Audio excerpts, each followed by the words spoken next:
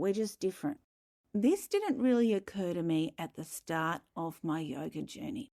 Yoga poses are like penicillin.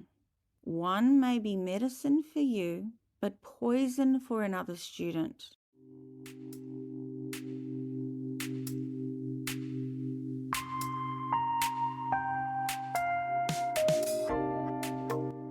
Welcome to the Inner Fire of Yoga, a podcast about transformation, resilience, and the power of yoga beyond the mat.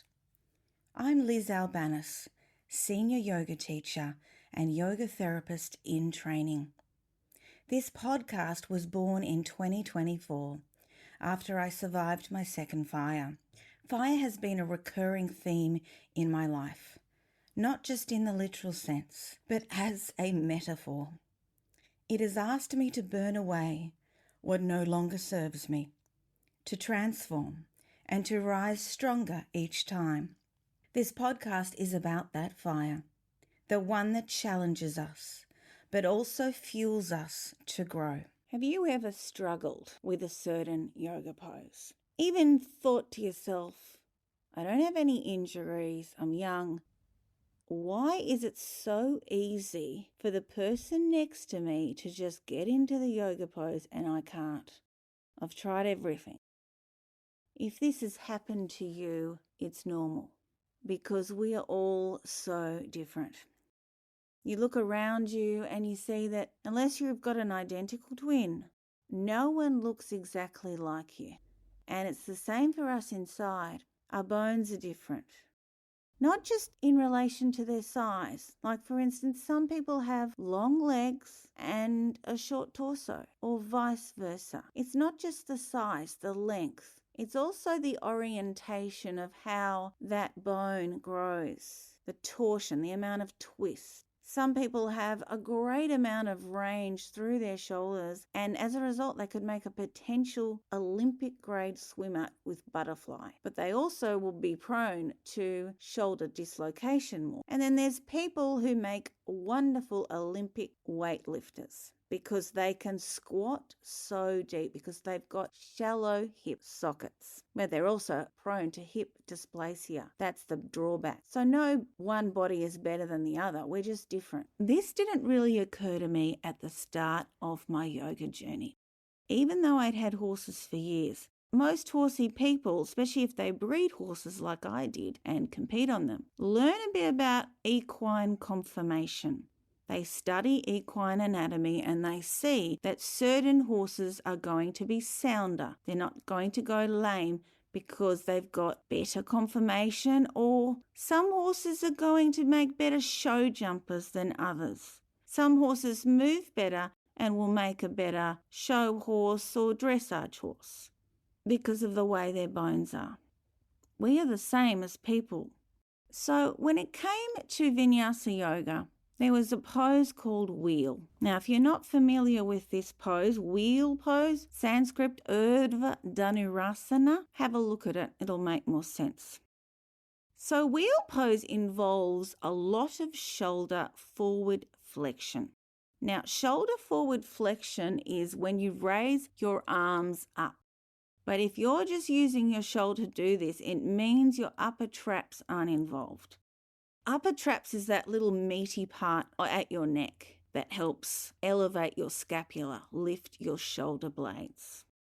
So if you don't have full range with your shoulders, wheel pose could be impossible.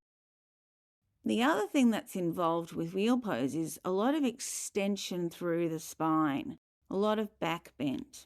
Now, people's spines can be very different, not just with how many vertebrae they have, because spines are different as well. So when the spinous processes are closer to each other and you extend through the spine, like in cobra pose, upward dog, bridge pose, as well as camel pose and Urdhva Dhanurasana wheel, if they're closer together, they kiss, so they bump each other. If they're further apart, they're not going to hit each other as quickly. So this pose involves a lot of extension. But it's different to camel in that you also need shoulder forward flexion. Camel, you don't. And then you also need hip extension. So hip extension is, in other words, bringing your leg behind you without arching your back, if you're just isolating into the hip. Now, as we get older, most of the time we lose spinal extension and hip extension. Most of the time. Not for everyone. So this pose has got a lot going on for it. And I thought to myself, why can't I get into it? And I asked the teacher and she said to me, your shoulders are not strong enough. That's why you're struggling to get into it. But the girl next to me, she was light, but she said to me, I've got such weak shoulders. She just would float up into it. Why, you might say? Because she had a lot of range through her shoulders and a lot of range through her spine and hips. And I thought, well, that's interesting. Well, why can she just get into it if she's not strong? Then I went home and I asked my husband. He's strong in the shoulders, goes to the gym. I said, can you do this pose? He couldn't get into it either. But he's like me. He wouldn't have made an Olympic grade swimmer with butterfly because his shoulder range isn't great. He's built for other things like marathon running. And then I said to the teacher, well, my husband couldn't get into it. And she just went, oh, he's not trying hard enough. And I thought, gee, there must be something wrong with me because that was what the teacher said. And it made me feel like there was something wrong with me. I wasn't trying hard enough. But it was different to my experience with crow pose, Bakasana. This pose was almost impossible for me. And then I trained with Jo Fee, who was the senior assistant to Paul Grilly, the yogi who made yin yoga known and spread its benefits. He has also spread the word about human variation, this sort of thing I'm talking about today. And I am so grateful to him and people who've studied with him for teaching me this because it has changed the way I teach now so much for the better. And the course I did with Jo Fee focused on shoulder anatomy. Now, Jo Fee is an absolute anatomy geek. She knows more than average of what most yoga teachers do. Done so much training, you cannot tell me she doesn't know anatomy. And she taught me about human variation. And luckily it was shoulders. And that's when I found out, oh, this is why wheel is pretty much impossible for me. Now, I did eventually get into wheel in lockdown. It was really hard. It only happened twice. I had to have blocks against the wall to make my arms longer and be able to push the blocks for leverage into that wall. And it felt horrible. Why do a yoga pose that feels and causes sharp electrical pain? It's not practicing ahimsa. But it made me realise, training with Jo, that's why. There's nothing wrong with me. Camel's just a better pose instead. And it's not because I had injuries like I do now with my shoulder. It was just my anatomy. And people might say, but you got into it twice. Yeah, but it felt horrible and I needed blocks and a wall.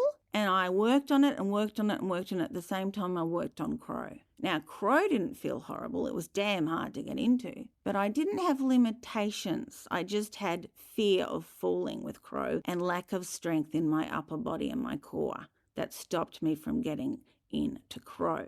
So they were different reasons. Sometimes it's an emotional block, like it was with me, with the fear factor that's stopping you from getting into a pose. But it's also important to think to yourself, what is my intention with this pose? My intention with wheel was, I don't feel like enough of a yogi. I don't feel like I should be teaching yoga because I can't do wheel pose. And a lot of my students can. That doesn't matter. I don't need to be able to do wheel. And this was such a relief when I learnt from Jo, there is nothing wrong with me. Yoga poses are like penicillin. One may be medicine for you, but poison for another student. So just know that there is nothing wrong with you. Not all yoga poses are going to be suitable, and that's okay. None of them are mandatory. Even Shavasana, corpse pose lying on your back, can be poison. I can only practice Shavasana lying on my back if I have adequate props because of the arthritis and the fractures I have in my spine now. That's okay. So as teachers, it's important to learn enough anatomy and have compassion. and not make your students feel like there's something wrong with them. I've done this in the past because I didn't know any better. It's important to give your students options and variations to empower them, and learn about skeletal variation and why some poses are not going to come easily or be near impossible or just dangerous. Because if I kept banging into compression in my AC joint in my shoulder, trying to get into wheel, it would damage my shoulders and cause something like bursitis. So we've got to honour the body and practice ahimsa, non-harming, non-injuring towards our body. But as a yoga teacher, know that it's important to empower our students to make decisions and not insist they do a pose a certain way or even just do a pose. They know their body best. They can feel what they're feeling. They're in the driver's seat. You're not the pilot flying them, I should say. And it's important as students to listen to your body when it whispers so that you don't have to hear it scream out at you in pain. We don't practice yoga for optimum performance. It is not a sport. We practice yoga for optimum health. If we ignore such signs, it's not going to give us optimum health. It's going to do the exact opposite. So if you've struggled in a pose like I did with that one, I hope this is a relief to hear it. And if you're a teacher listening to this, I hope that opens your mind a bit if you're not aware of skeletal variation. But I do encourage you to learn more about it.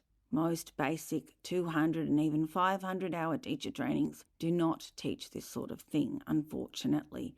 Hopefully one day they will. Instead of many teaching you to memorize alignment cues, assuming that we're all the same. As Bernie Clark says, alignment is personal, not universal. Thank you for joining me on the podcast. I hope today's episode has left you feeling inspired and informed and empowered to take meaningful steps towards your well-being. If there's a topic you'd like me to cover, or if you'd like to share your story, I'd love to hear from you. Just fill in the form on the podcast page of my website. Your voice is an important part of this journey. I want this podcast to reflect the conversations that matter most to my listeners. If today's episode resonated with you, please share it with someone who might benefit from these conversations. Don't forget to subscribe. It helps grow this incredible community of resilience and support. Until next time, take care of yourself and never forget the power, the possibilities of a regular yoga practice. See you soon.